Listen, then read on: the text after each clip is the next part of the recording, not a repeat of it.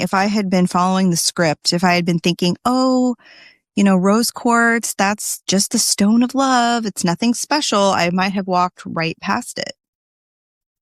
But I was actually listening to what I was feeling instead of what I thought I was supposed to feel. Welcome to the Crystal Library, a pocket-sized portal into the magical, mysterious, and sometimes misunderstood world of crystals. I'm your host, Ashleigh, and each week I'll guide you as we explore one enchanting stone, its history, lore, healing properties, and one easy way to invite its magic into your everyday life. Whether you're crystal curious or deep into the woo, this is your space to learn, explore, and expand your connection to the mineral realm, one glittering gem at a time. So let's open the library and see which crystal wants to speak today.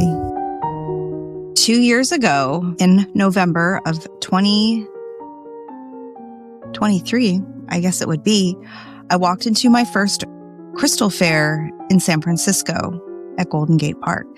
And I was already excited. It was my first crystal show. I was really getting into stones. But the thing that blew my mind more than anything is that I wasn't expecting to have this full rose quartz moment. Not at all. I have never been particularly drawn to rose quartz. Sure, I had some as a kid, like everyone does. It's a very common starter stone. We even had this big chunk that we found in the backyard of my grandma's. But this particular stone, it never really stuck with me the way that a lot of other stones in my collection have over the years.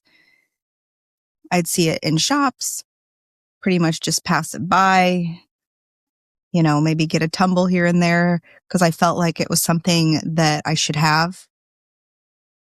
But then I saw this sphere. So if you're watching on YouTube, you can see it. I saw this gorgeous sphere. It was sitting on a table of one of the vendors. And it literally stopped me in my tracks. I was walking around this big room and I came around.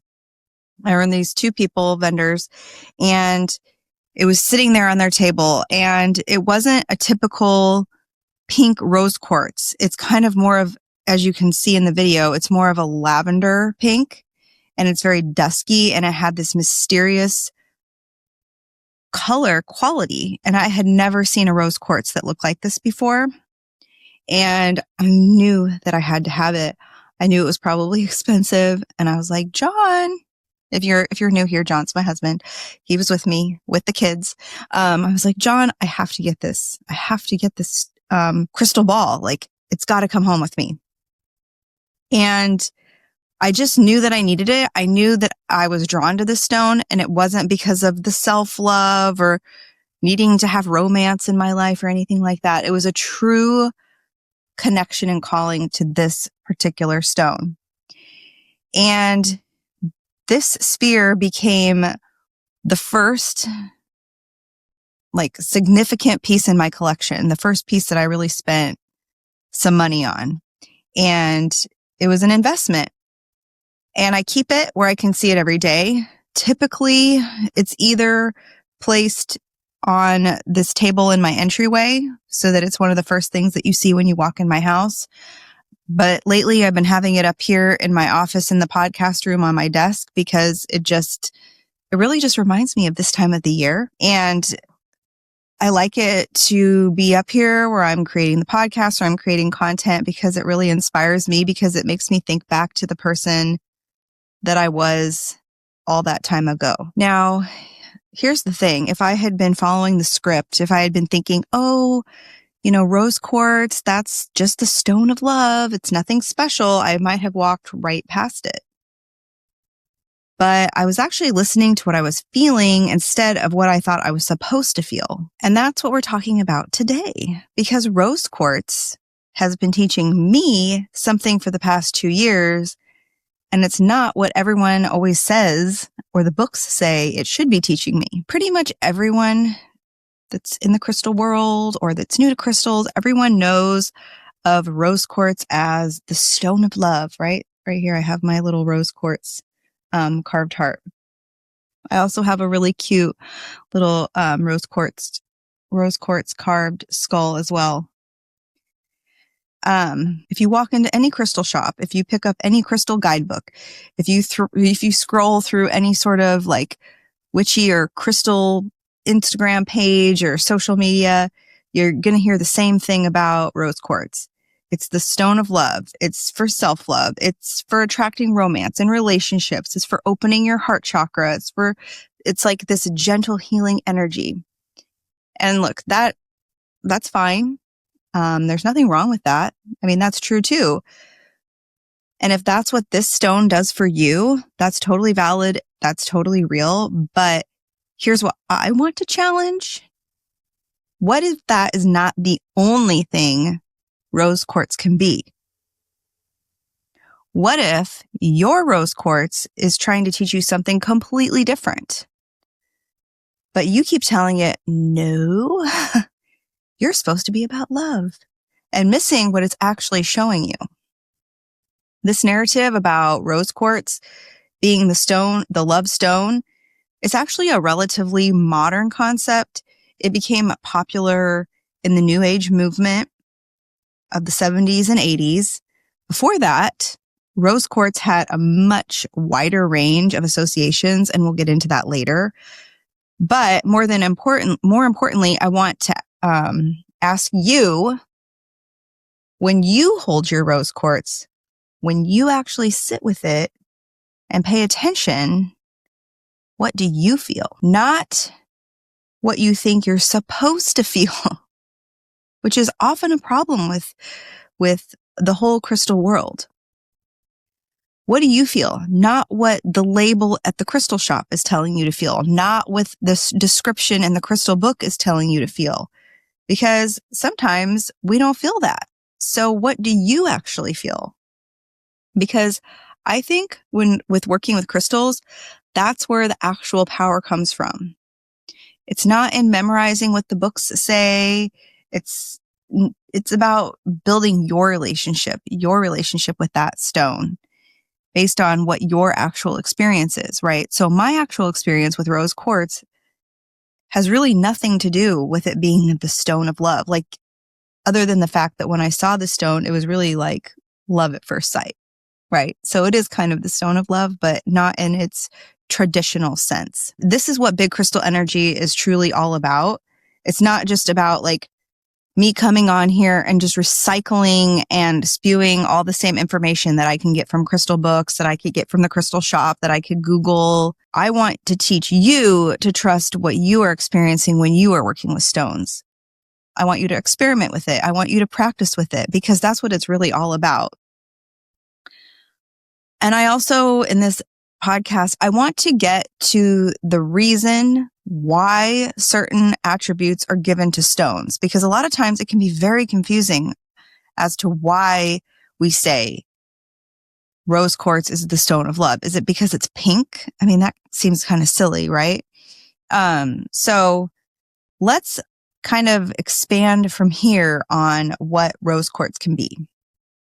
So I want to talk about what the stone actually is scientifically, because even the science is more interesting than the love and light narrative. So rose quartz forms in pegmatites. And what those are, they're pockets of magma that cool really slowly deep underground.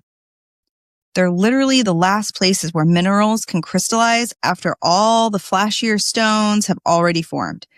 So rose quartz kind of grows in what remains, in the leftover space, essentially. And that alone tells you something about its energy. It's not really competing to be the most dramatic or eye-catching. It's working in the spaces that others often overlook. And the pink color, it comes from various trace elements, sometimes titanium, sometimes iron, sometimes manganese, sometimes microscopic mineral fibers. There are actually multiple mechanisms that can create that pink color. And that's probably why we see so many different types of pink when it comes to rose quartz. Like my sphere is this kind of lavender, purple gray color. And then I also have the little carved heart, which is more of your traditional light pink. And then even the little, this is not great lighting for this, but my little skull here, it's almost like a juicier, darker pink. But I mean, if you go to a crystal shop, you can see there's various colors of the pink.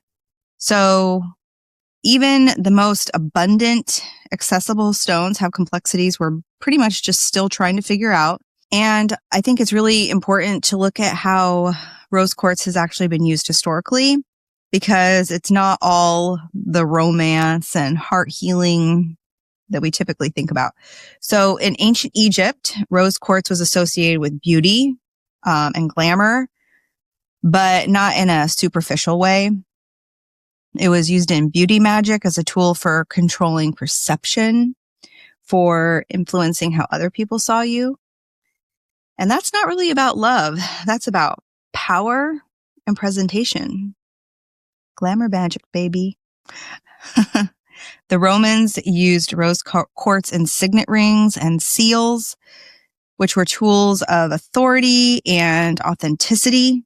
When you pressed that rose quartz seal into wax, you were claiming ownership, proving that something was legitimate, marking something officially as yours.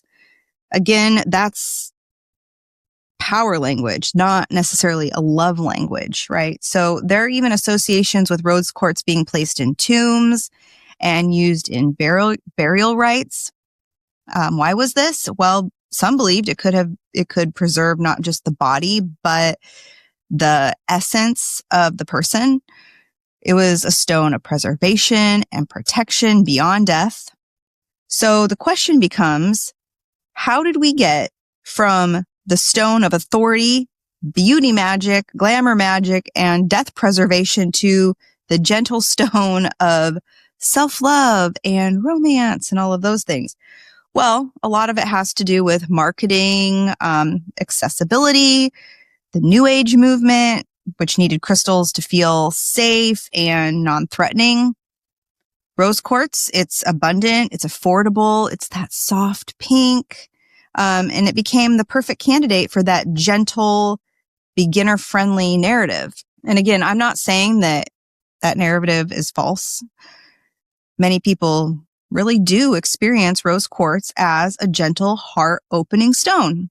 But I'm saying that that's not the only way to experience it.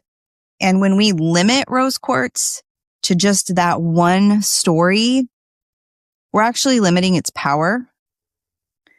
My lavender pink sphere, it really doesn't feel gentle to me.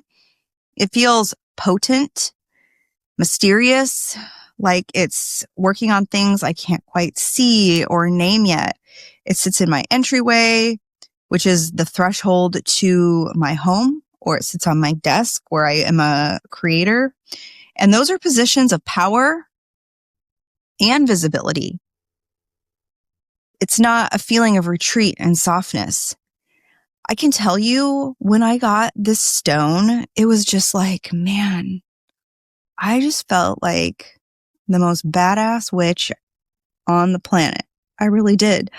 I could not believe that I invested X amount of dollars in a stone, but there was no way in hell I was going to leave that crystal fair without this. So, and ever since then, whenever I see this stone, it really brings me back to that moment. And it was truly a moment of power.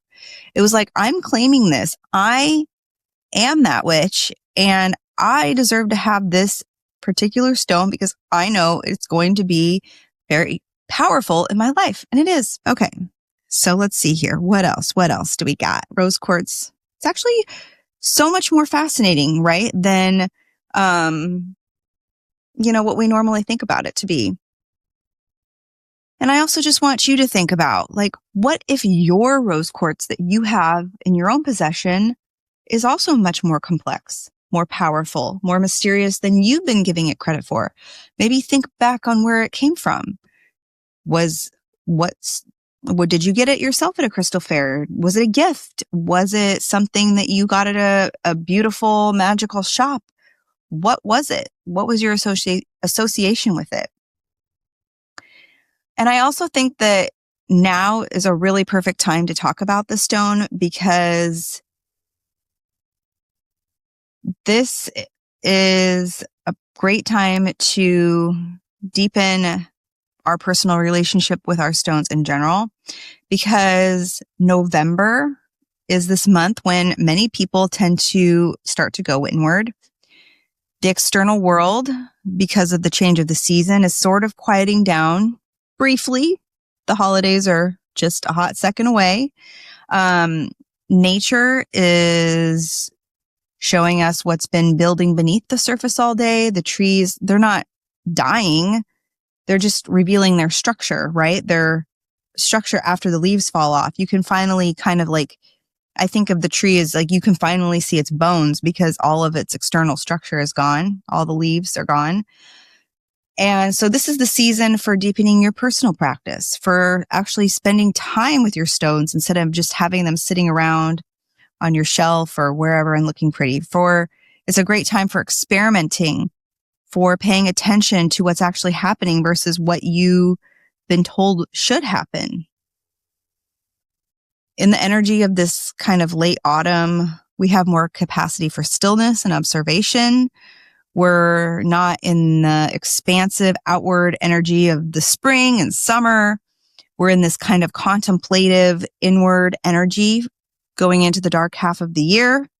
And this is when you can actually hear what your stones are telling you, if you're willing to listen. So here's my invitation to you. Take your rose quartz and actually spend some time with it. And I don't mean just carry it in your pocket while you're doing other things, because often we just forget about it. I mean, sit down with it, hold it, look at it, notice what you feel, and notice what associations rise for you. I mean, I think this is really a great practice for any stone that you have in your collection.